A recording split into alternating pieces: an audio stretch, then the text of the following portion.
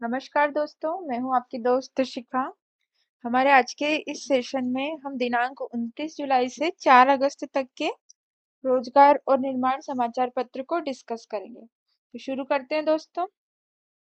मध्य प्रदेश में सरकार और जनता के सहयोग से होगा औद्योगिक विकास। मुख्यमंत्री डॉक्टर मोहन यादव कोयम्बटूर में आयोजित इन्वेस्ट एमपी इंटरेक्टिव सत्र में शामिल हुए और वहां उन्होंने ये बात कही है कि मध्य प्रदेश में सरकार और जनता के सहयोग से औद्योगिक विकास होगा। वर्ष 2025 उद्योग वर्ष के रूप में मनाया जाएगा।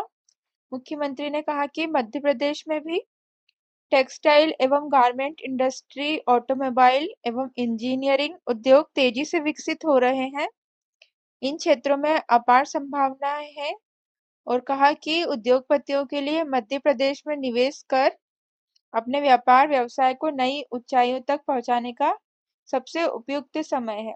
चित्र में हम देख रहे हैं मुख्यमंत्री डॉक्टर मोहन यादव कोयम्बटूर में आयोजित इन्वेस्ट एमपी इंटरेक्टिव सत्र में शामिल हुए। सूचना ही शक्ति है को सार्थक करेगा अग्रदूत पोर्टल।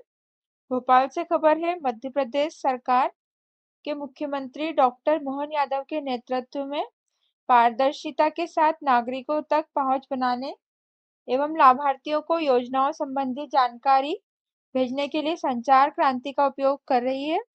मुख्यमंत्री ने पिछले दिनों जनसंपर्क विभाग द्वारा तैयार किए गए अग्रदूत पोर्टल को लॉन्च किया है। सूचना ही शक्ति है के मंत्र को सार्थक करने वाला अग्रदूत पोर्टल अपने आप में एक अद्भुत पहल है। प्रदेश में रेल सुविधाओं के लिए 14,000 करोड़ से अधिक की राशि मध्य प्रदेश को दी गई है। रेल सुविधाओं और 14,738 करोड़ रुपए की राशि के प्रावधान के लिए मुख्यमंत्री डॉक्टर मोहन यादव ने केंद्र सरकार का आभार माना है।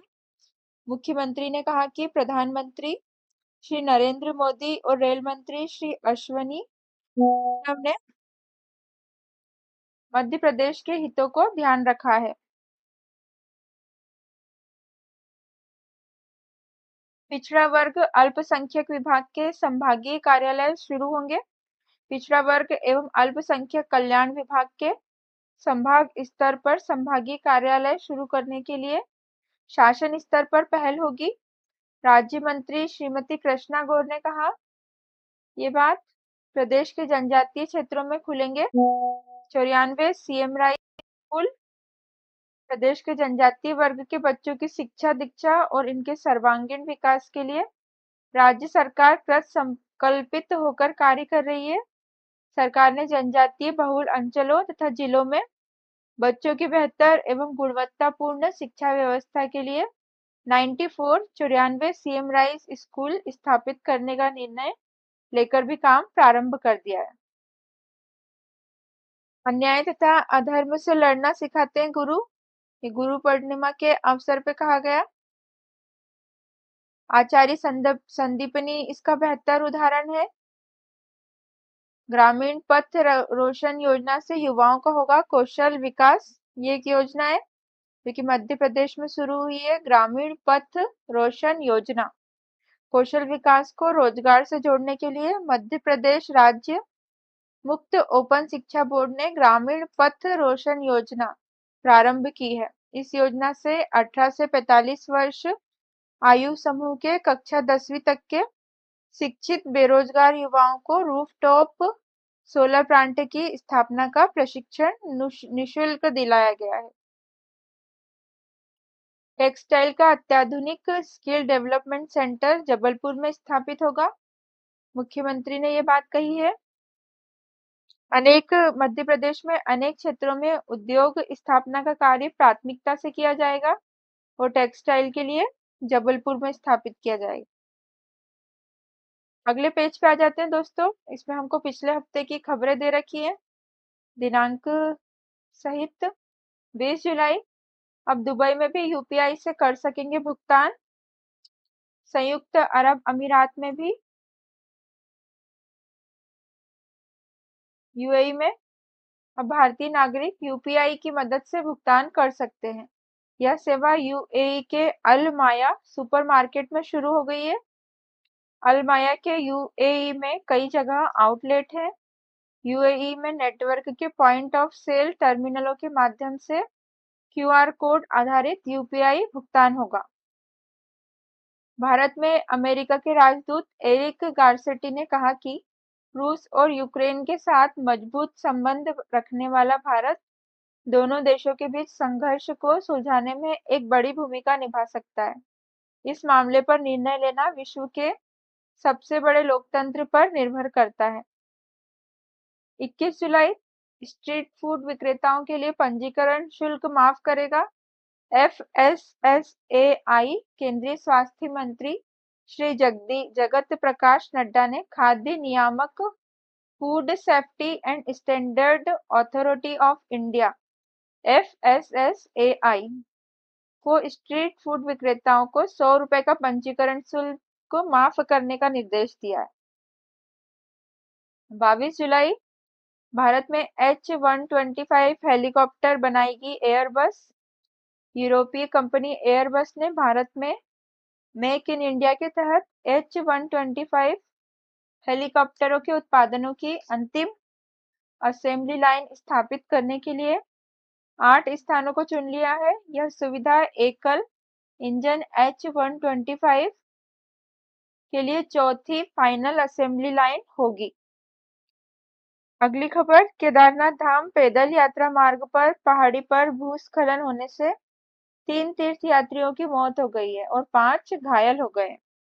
मृतकों में से एक रुद्रप्रयाग का, 2 महाराष्ट्र के रहने वाले थे।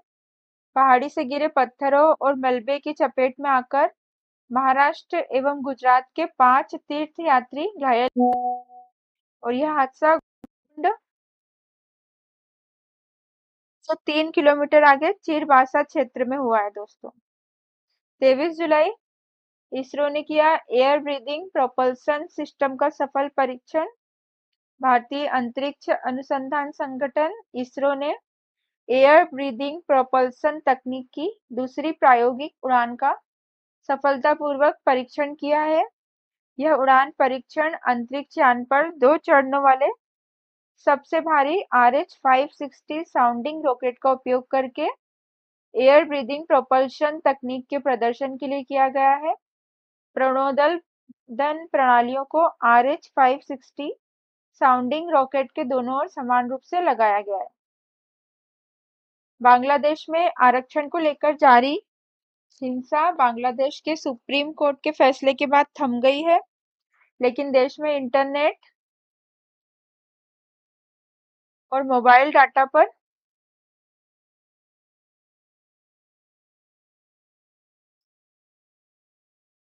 अब भी रोक जारी है।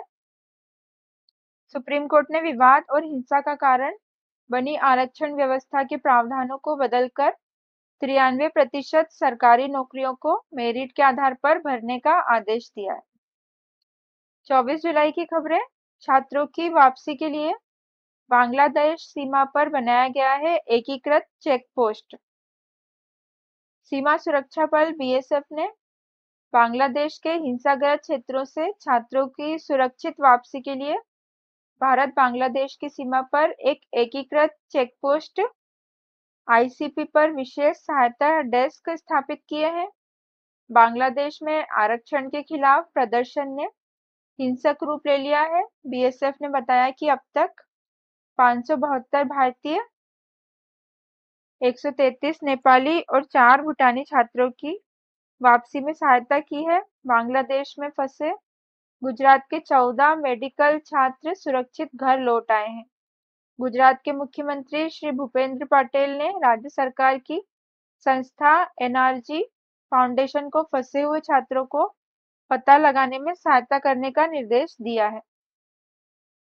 केंद्रीय वित्त मंत्रालय द्वारा जारी आर्थिक समीक्षा में कहा गया है कि आरबीआई को नीतिगत दर रेपो रेट तय करने में खाद्य वस्तुओं की महंगाई पर गौर करना बंद करना चाहिए। साथ ही सरकार को गरीबों पर खाने के सामान की ऊंची कीमतों का असर कम करने के लिए उन्हें कूपन देने या सीधे नकदी हस्तांतरण पर विचार करना चाहिए। 25 जुलाई नेशनल डिजिटल यूनिवर्सिटी इस वर्ष के अंत तक तैयार हो जाएगी। केंद्र सरकार ने इसके गठन के लिए बजट में 100 करोड़ रुपए का विशेष आवंटन किया है।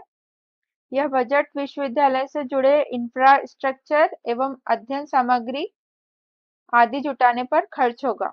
इसमें केंद्रीय विश्वविद्यालय सहित देश के सभी शीर्ष उच्च शिक्षण संस्थानों से जुड़े कोर्स मुहैया कराए जाएंगे। चीन के अंतरिक्ष मिशन चांग E5 द्वारा लाए गए चंद्रमा की मिट्टी में जल के अणु पाए गए हैं। यह जानकारी चीन के विज्ञान अकादमी के शोधकर्ताओं द्वारा दी गई है। शोधकर्ताओं ने 1000 से अधिक खनिज क्लस्टर्स को अलग किया है। इनमें एक प्लेट जैसा पारदर्शी क्रिस्टल था। इसे अननोन लूनर मिनरल कहा गया है। इसमें पानी के अणु पाए गए थे। वर्ष 2020 में चांद पर प्रक्षेपित किए जाने के बाद चांग E5 अंतरिक्ष यान धरती पर चंद्रमा की मिट्टी के नमूने लेकर वापस लौटा था। 26 जुलाई डीआरडीओ ने इंटरसेप्टर मिसाइल AD-1 का किया सफल परीक्षण। रक्षा अनुसंधान एवं विकास संगठन डीआरडीओ ने उड़ीसा के समुद्र तट से interceptor missile AD-1 air defence का सफल परीक्षण किया है।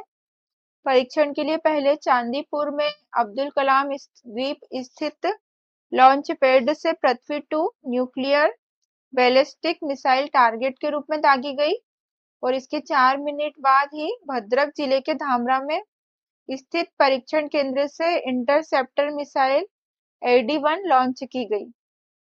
विश्व भर के देशों के पासपोर्ट की मजबूती मापने वाले हेनले पासपोर्ट इंडेक्स में भारत की रैंकिंग 84 से बढ़कर 82 हो गई है। वर्ष 2023 में भारतीय पासपोर्ट मजबूती के मामले में 103 देशों में 84वें स्थान पर था। रिपोर्ट के अनुसार सबसे शक्तिशाली पासपोर्ट के मामले में सिंगापुर पहले स्थान पर है।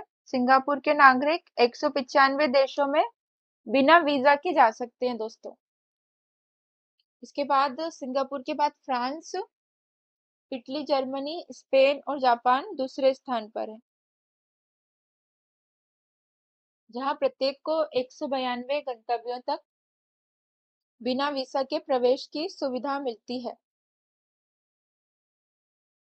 अगला पेज ये संपादकीय है दोस्तों, ये पढ़ लेंगे आप लोग।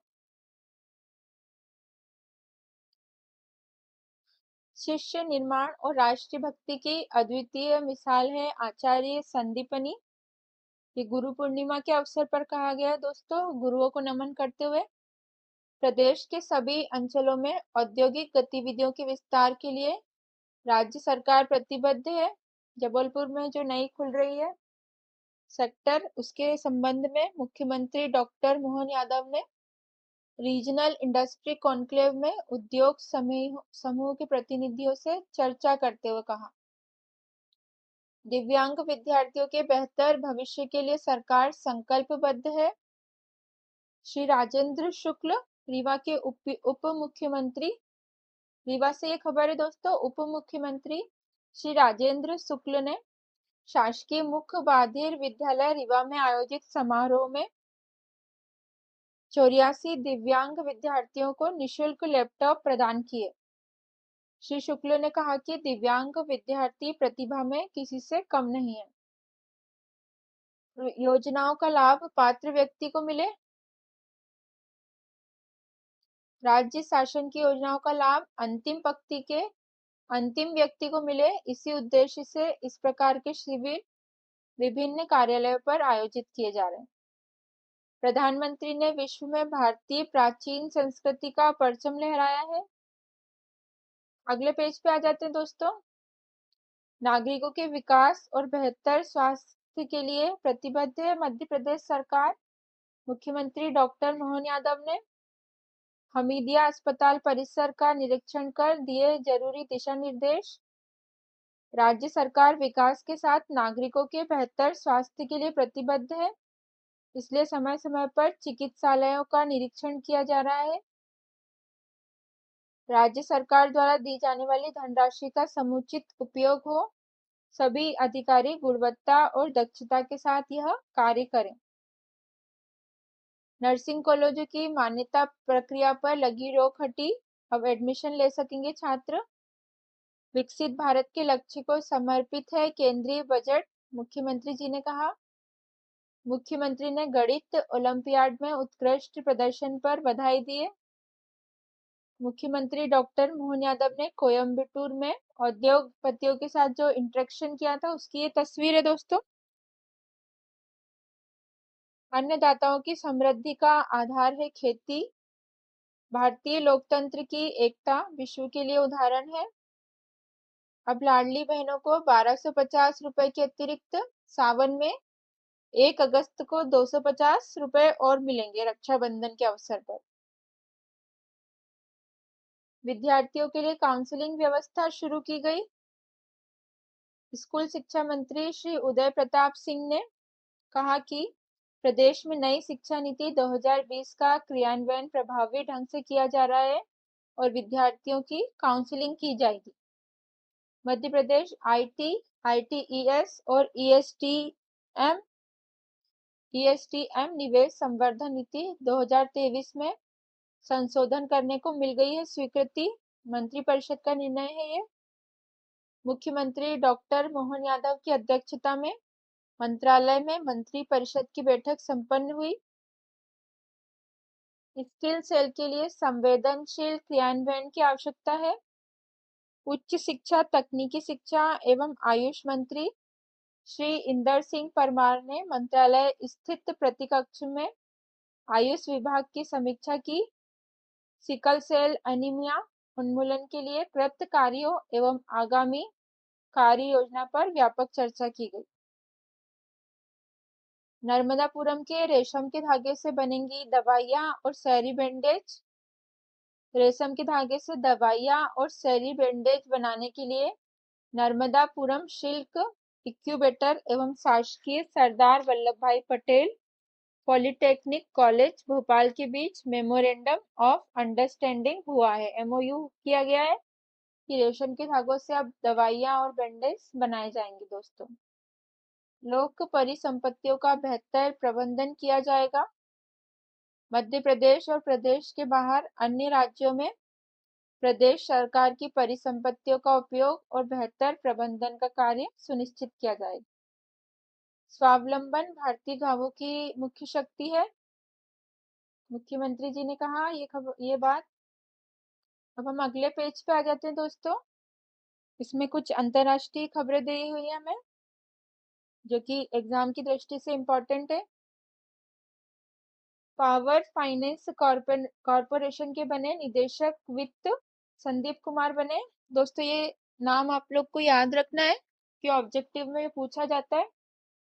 केंद्र सरकार ने संदीप कुमार को पावर फाइनेंस कॉर्पोरेशन में निदेशक वित्त नियुक्त किया है। इस नियुक्ति से पहले Sandeep Kumar power finance corporation में कार्यकारी निदेशक थे। डेन डेविड पुरस्कार से होंगे सम्मानित त्रिपुर दमन सिंह। ब्रिटेन में भारतवंशी लेखक त्रिपुर दमन सिंह को प्रतिष्ठित डेन डेविड पुरस्कार से सम्मानित किया जाएगा। यूनिवर्सिटी ऑफ लंदन के इंस्टीट्यूट ऑफ कॉमनवेल्थ स्टडीज में शोधार्थी है ये। ब्रिटेन में बनी संस्कृति, मीडिया और खेल मंत्री लिसा नंदी कियर स्टामर ने अपनी कैबिनेट को ऐलान कर दिया है। उनकी कैबिनेट में 3 महिलाओं को जिम्मेदारियां मिली है। इनमें एक भारतीय मूल की सांसद लिसा नंदी भी शामिल है। आलिया नीलम लाहौर हाईकोर्ट की पहली महिला मुख्य न्यायाधीश बनी है। भारतीय फुटबॉल रेफरी ने लिया संन्यास। भारत की महिला फुटबॉल रेफरी उवेना फर्नांडिस ने फुटबॉल से संन्यास ले लिया है। कनाडा की पहली महिला सैन्य प्रमुख बनी। कनाडा के प्रधानमंत्री जस्टिन ट्रूडो ने लेफ्टिनेंट जनरल जेनी कैरिगनन को कनाडाई सशस्त्र बल का प्रमुख नियुक्त किया है। शिखर धवन मोटोजोपी इंडिया के ब्रांड एम्बेसडर बनाया गया इनको। शिखर धवन को। ये भारत के दिग्गज क्रिकेटर हैं।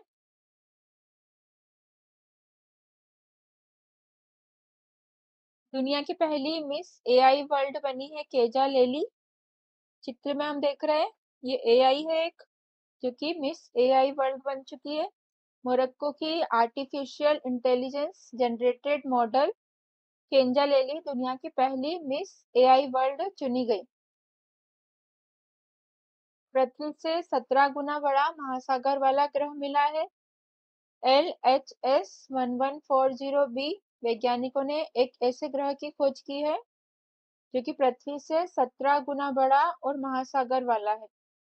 फ्रांस के CNRS साइंटिफिक रिसर्च सेंटर के वैज्ञानिकों ने जेम्स वेब टेलीस्कोप की मदद से इस ग्रह की खोज की है। मिस यूनिवर्सल पेटिट बनी है डॉक्टर श्रुति हेगड़े। ये भारत की है 36 वर्षीय डॉक्टर श्रुति हेगड़े, जो कि अमेरिका के फ्लोरिडा में आयोजित एक सौंदर्य प्रतियोगिता में मिस यूनिवर्सल पेटिट 2024 का खिताब पा चुकी है। मनोज सोनी यूपीएससी के अध्यक्ष पद से इन्होंने इस्तीफा दे दिया है। इस्तीफे की वजह है इन्होंने निजी कारणों को बताया है। जेडी वेंस डोनाल्ड ट्रंप ने बनाया उपराष्ट्रपति पद का उम्मीदवार।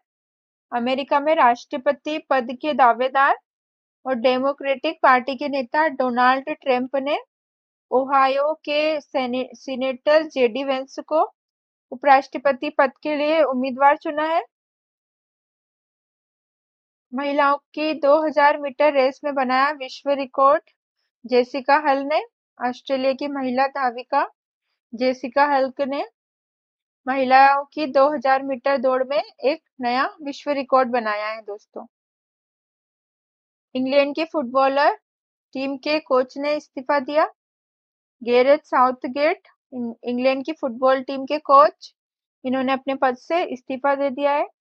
कुछ लोगों की स्मृति शेष रह गई है।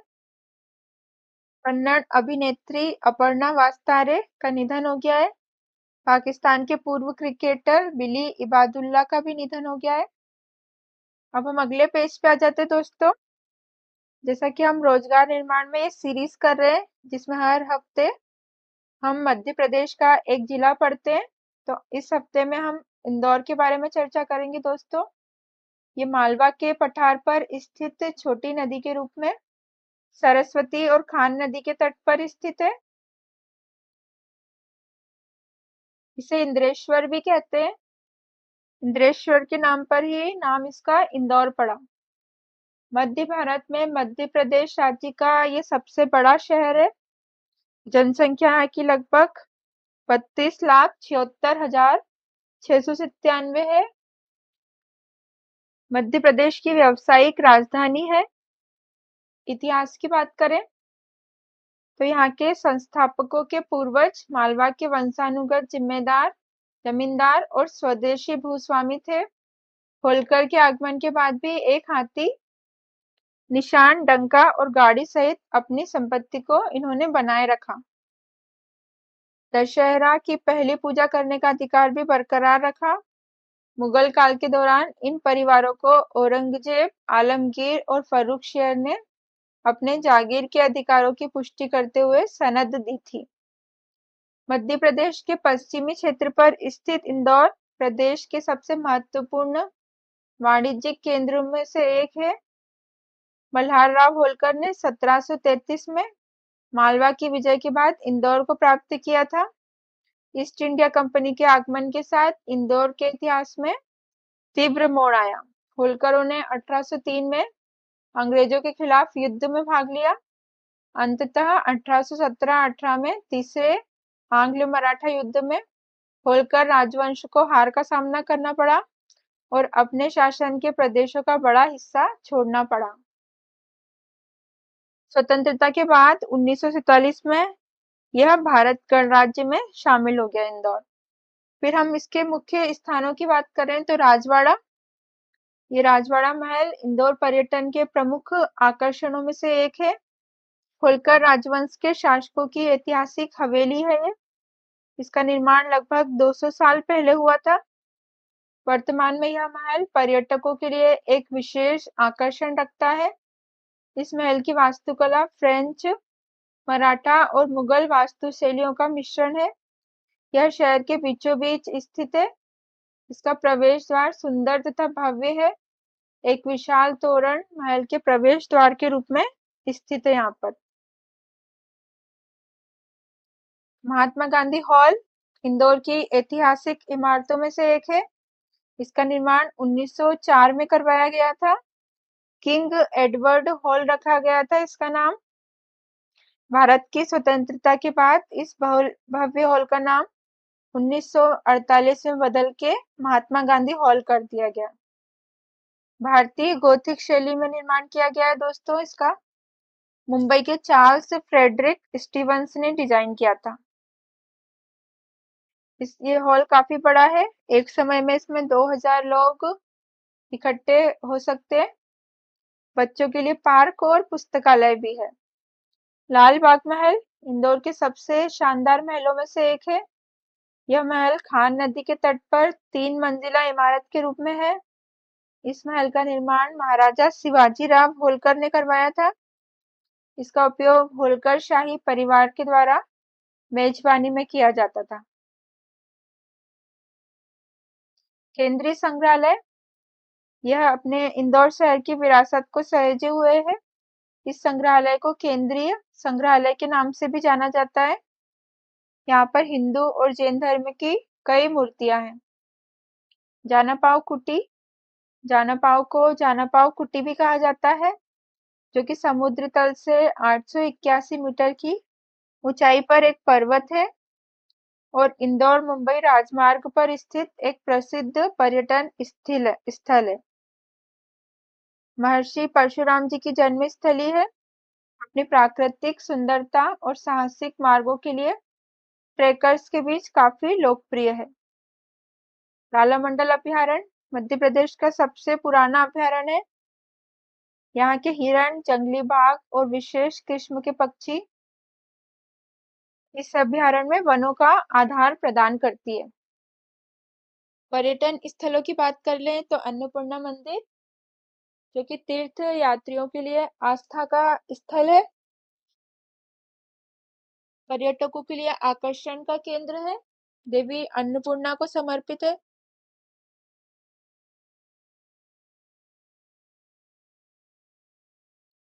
नौका विहार चोरल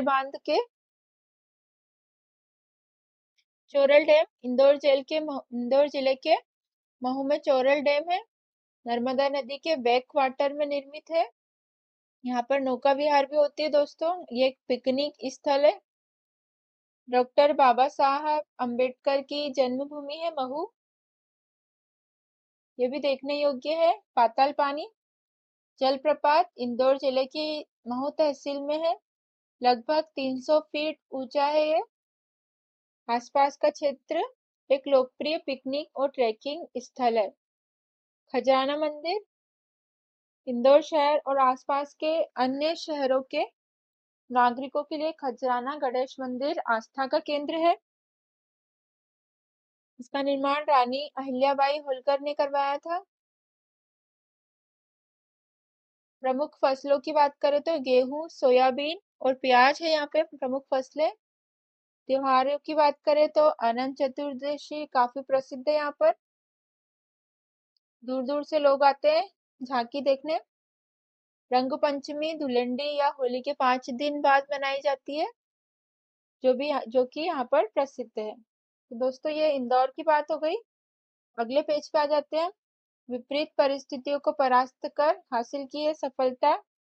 राज्य सेवा परीक्षा 2021 में मध्य प्रदेश के अशोकनगर जिले के प्रियंक मिश्रा को 5वीं रैंक हासिल हुई है और डिप्टी कलेक्टर बने। वन संपदा को बचाने और स्वतंत्रता के लिए जनजातियों ने किया था जंगल सत्याग्रह। ये पढ़ लेंगे दोस्तों आप जंगल सत्याग्रह के बारे में। ये विज्ञापन फिर हम अगले पेज पे आ जाते हैं, खेल वाले पे। चार्ली कैसल ने पदार्पण मैच में बनाया है विश्व रिकॉर्ड। स्कॉटलैंड के तेज गेंदबाज चार्ली कैसल ने अपने पदार्पण वनडे मैच में इतिहास रच दिया है। चार्ली ने आईसीसी पुरुष क्रिकेट विश्व कप लीग 2 में ओमान के खिलाफ मैच से अंतरराष्ट्रीय क्रिकेट में पदार्पण किया। इस मैच में चार्ली ने ओमान के विरुद्ध 5.4 ओवरों में घातक गेंदबाजी की और 21 रन देकर 7 विकेट प्राप्त किए। भारतीय टीम ने फाइनल में जगह बनाई महिला एशिया कप में। स्क्वैश चैंपियन में शौर्य ने जीता कांस्य पदक। ह्यूस्टन, भारत के युवा खिलाड़ी शौर्य बाबा ने अमेरिका में आयोजित विश्व जूनियर स्क्वैश चैंपियनशिप में कांस्य पदक जीता है। नूनो बोर्गेस ने जीता स्वीडिश ओपन। पुर्तगाल के टेनिस खिलाड़ी नूनो बोर्गेस ने स्पेन के दिग्गज खिलाड़ी राफेल नाडाल को हराकर स्वीडिश ओपन का खिताब अपने नाम किया। दोस्तों, टेनिस हॉल ऑफ फेम में शामिल हुए पेस और अमृत राज। भारत के महान टेनिस खिलाड़ी लिएंडर पेस और प्रकाश अमृत राज को टेनिस हॉल ऑफ फेम में शामिल किया गया है। आईसीसी ने 6 देशों को दिया डेवलपमेंट अवार्ड। ये 6 देश मेक्सिको, ओमान, नेपाल, स्कॉटलैंड, संयुक्त अरब अमीरात और नीदरलैंड है। हॉकी टीम के गोलकीपर श्रीजेश ओलंपिक के बाद लेंगे संन्यास। भारतीय पुरुष हॉकी टीम के अनुभवी गोलकीपर और पूर्व कप्तान पी.आर. श्रीजेश पेरिस ओलंपिक के बाद हॉकी से संन्यास लेंगे। ऑस्कर ने जीती फॉर्मूला 1 रेस। मैक्लेरन के ऑस्ट्रेलियन कार रेसर ऑस्कर पिएस्त्री ने हंगेरियन ग्रां प्री फॉर्मूला 1 रेस का खिताब अपने नाम कर लिया है। पिएस्त्री के फॉर्मूला 1 कैरियर की पहली जीत है।